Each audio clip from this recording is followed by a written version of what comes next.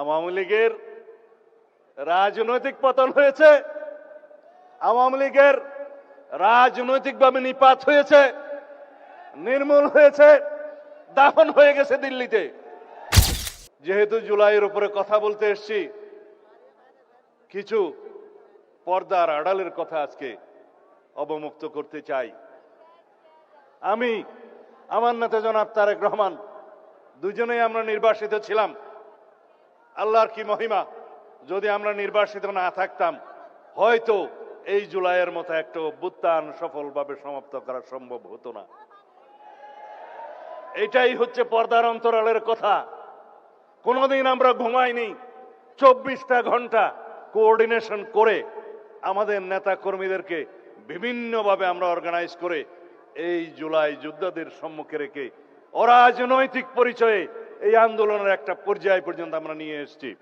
3 তারিখ 4 তারিখে আমরা যখন নৈতিক সমর্থন প্রদান করি, তারপরের থেকে বিশ্ববিদ্যালয়ের শিক্ষকদের একটা আন্দোলন ছিল, সেখানে সমর্থন দিয়ে তারপরের থেকে যেদিন আমরা 16ই জুলাই পর্যন্ত পৌঁছালাম, সেদিন আমার নেতা বলেছেন, দফা 1 দাবি 1, স্বৈরাচারের পদত্যাগ, অন্য কোনোভাবে এই সমস্যার সমাধান হবে না।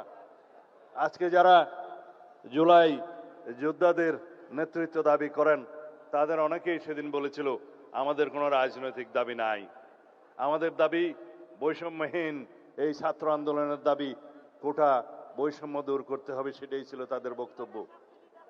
আমরা ধীরে ধীরে আমরা জানি স্বৈরাচারকে গদিতে রেখে বৈষম্যহীনতার বাংলাদেশ প্রতিষ্ঠা করা যাবে না। তাদেরকে আমরা বোঝাতে সক্ষম হয়েছি, কিন্তু তাদের সেই সাহস ছিল না। আমরা রাজনৈতিকভাবে সমগ্র বাংলাদেশের সকল মানুষকে ঐক্যবদ্ধ করে শত সহস্র শহীদের রক্তের এই স্রোতের মধ্য দিয়ে আমরা এই জায়গায় এসেছি। আজকে এই বাংলাদেশ রক্তে রঞ্জিত হয়েছে, এই মানচিত্র রক্তে রঞ্জিত হয়েছে। শহীদের রক্তের উপর দাঁড়িয়ে আমরা বিজয় অর্জন করেছি 5ই আগস্ট। সেখানে রাজনৈতিক পরিচয়ে যদি বিভাজন করি, তাহলে সর্ববৃহৎ অংশটি থাকবে জাতীয়তাবাদী ছাত্র দলের, যুব দলের, বিএনপির অঙ্গ সংগঠনের 450-ও বেশি।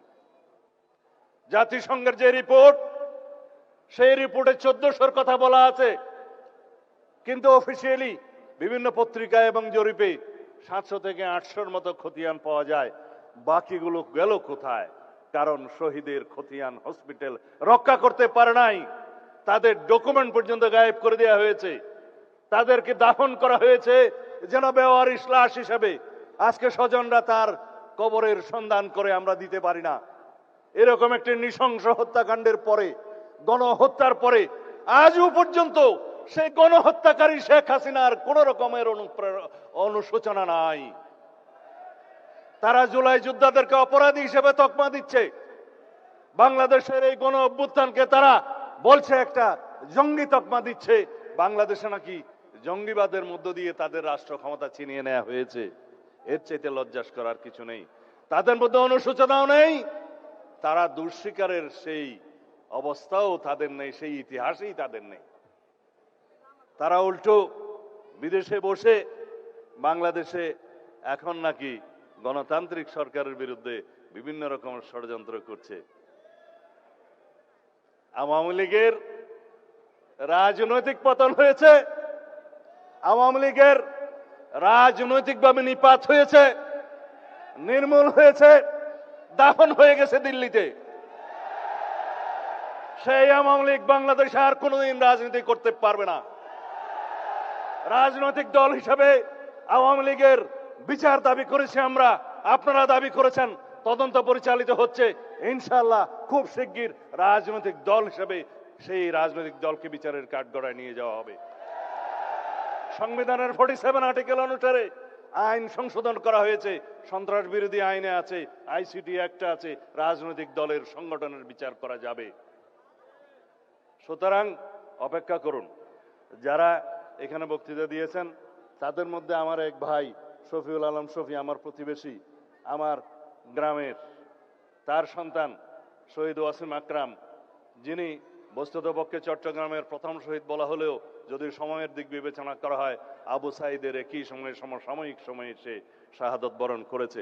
মাত্র 2-3 সপ্তাহ আগে শিলংয়ে আমাকে দেখতে গিয়েছিল ছেলেটা। বলেছিলাম, বাবা এত অল্প বয়সে কেন পাসপোর্ট ভিসা করে মা বাবার টাকা খরচ করে আমাকে দেখতে এলে? বলেছিল ছেলেটা, আপনাকে এক নজর সামনে থেকে দেখব, বড় আশা ছিল। ছবি তুললো, পাসপোর্ট কি যেন ফেসবুকের প্রোফাইলে সেই ছবিটা দিল। 2-3 সপ্তাহ পরে এসে বাংলাদেশের জন্য জীবন দিয়ে দিল। বড় করুণ সেই ইতিহাস। তার বাবা তখন বিদেশে, দুবাই না সৌদি আরবে কাজ করে। তার মায়ের সাথে কথা বললাম, চোখের পানি ধরে রাখতে পারিনি।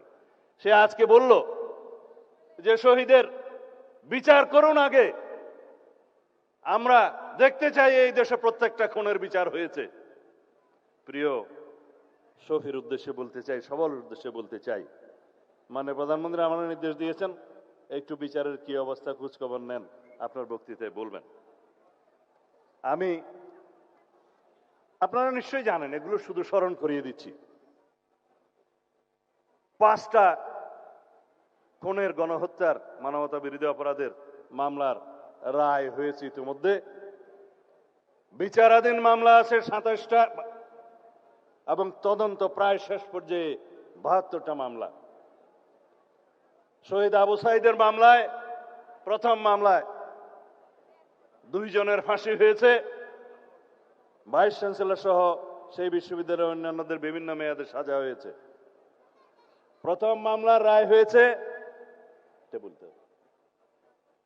গণহত্যার।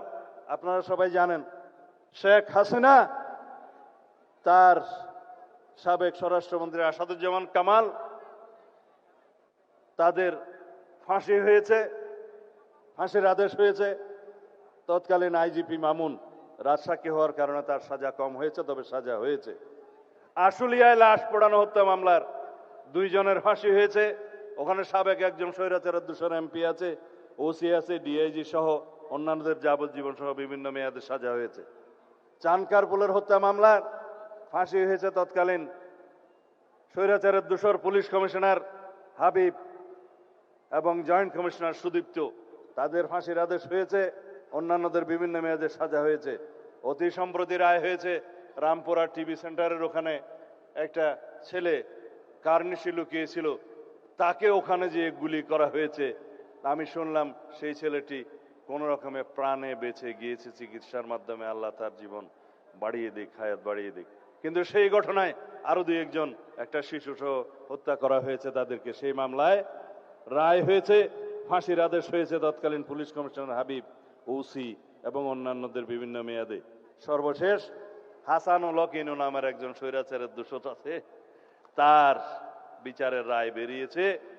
তাকে কেবল 10 বছরের সাজা দেয়াতে বাদী পক্ষ সন্তুষ্ট নয়, সেজন্য সেটা আপিল করা হবে মর্মে শুনেছি। তার অন্তত যাতে সর্বোচ্চ সাজা হয় সেরকম বিচার, সেরকম মামলা আরো আছে, সেই মামলাগুলোতে আশা করা যায় সে বিচার কার্য করা হবে।